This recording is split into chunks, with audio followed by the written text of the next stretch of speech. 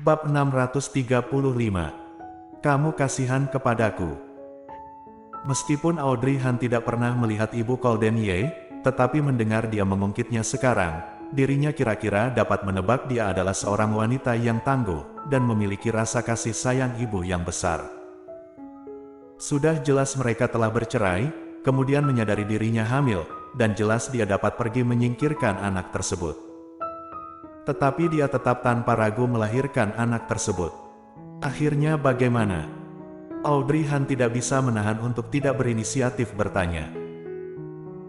Akhirnya, Colden Ye tersenyum tipis, terlihat seperti tersenyum, tetapi senyuman dan tatapannya terlihat sangat pahit. Dia hidup seorang dengan susah payah, ketika mengandung tubuhnya juga tidak sehat, ditambah lagi luka di tubuhnya, setiap hari bertahan hidup dengan iman yang dia miliki.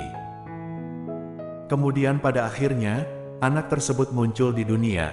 Dia seorang diri merawat anak tersebut, dan hidupnya menjadi semakin sulit.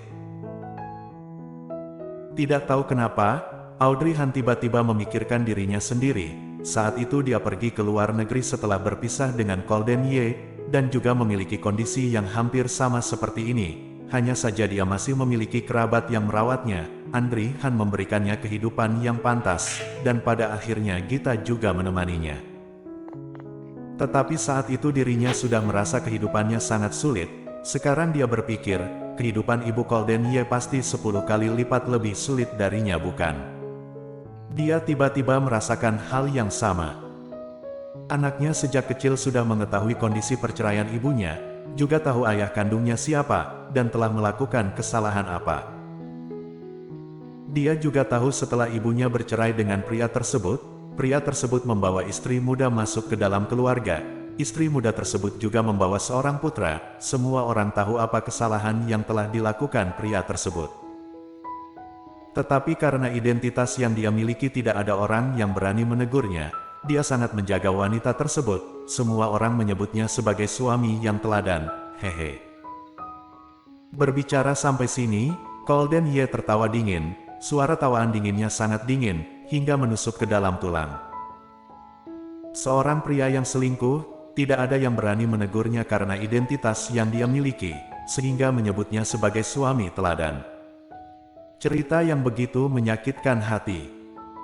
Audrey Han hampir bisa membayangkan keputusasaan Colden Ye di saat itu. Sejak dia begitu kecil sudah mengetahui hal ini. Kalau begitu bagaimana dia bisa tumbuh dengan sehat? Tiba-tiba, Audrey Han mengerti mengapa saat itu Colden Ye begitu membenci dirinya, bahkan berbicara dengan sangat kasar kepadanya. Bukankah orang tersebut tidak layak hidup? Sehingga dia mendapatkan balasannya, pada akhirnya pesawat yang dia naiki bermasalah, dia dan istri muda tersebut jatuh ke dalam laut. Audrey Han kemudian tidak pernah kembali lagi, hehe. Sembari berkata, mereka berdua sudah tiba di depan sebuah restoran. Colden Ye merangkul pinggangnya, dan seperti tidak terjadi apa-apa bertanya, makan di sini. Audrey Han berpikir, apakah orang ini masih memiliki nuansa hati untuk makan?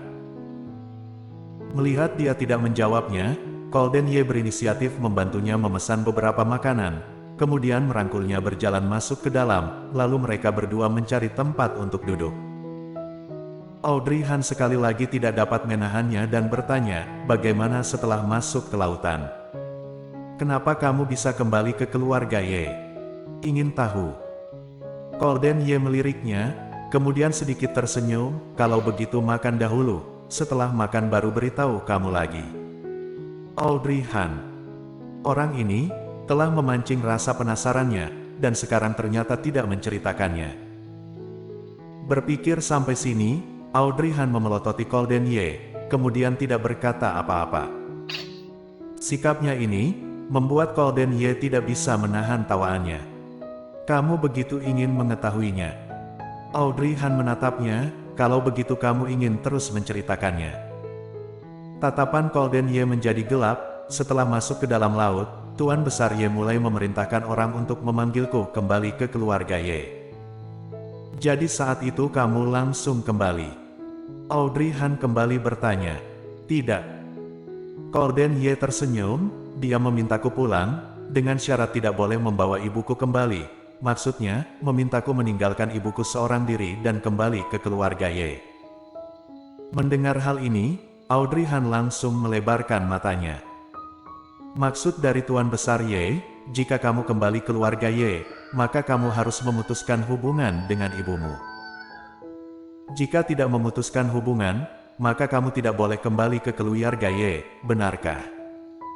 Golden Ye tersenyum mencibir dan mengangguk. Anaknya telah mati, di dalam keluarga hanya tersisa putra dari istri muda, mungkin karena khawatir terjadi hal yang tidak diinginkan, jadi dia mencari cara untuk membuat ibuku pergi dari sisiku. Audrey Han tidak dapat berkata apa-apa. Saat itu ketika dia tiba di keluarga Ye, dia sudah memiliki hubungan yang sangat buruk dengan Tuan Besar Ye, tidak perlu mengatakannya memiliki hubungan antara kakek dengan cucu. Hubungan mereka berdua lebih mirip seperti musuh bebuyutan. Dan juga pada akhirnya Golden Ye kembali ke keluarga Ye, kalau begitu. Pada akhirnya terjadi hal apa, dia tidak ingin memutuskan hubungannya dengan ibunya. Kalau begitu kenapa pada akhirnya dia kembali ke keluarga Ye, kenapa saat itu dia duduk di atas kursi roda. Ada banyak pertanyaan yang Audrey Han sangat ingin tanyakan, tetapi dia khawatir jika dirinya bertanya terlalu banyak akan melukai hati Golden Ye, sehingga dia hanya dapat menahannya, dan menunggu Golden Ye mengatakannya sendiri. Awalnya dia mengira dirinya sudah melalui penderitaan yang sangat kejam, tidak disangka dia memiliki kehidupan seperti itu ketika dia kecil. Seketika suasana menjadi hening, Golden Ye tidak berbicara lagi, Audrey Han juga tidak berani bertanya, mereka berdua terdiam.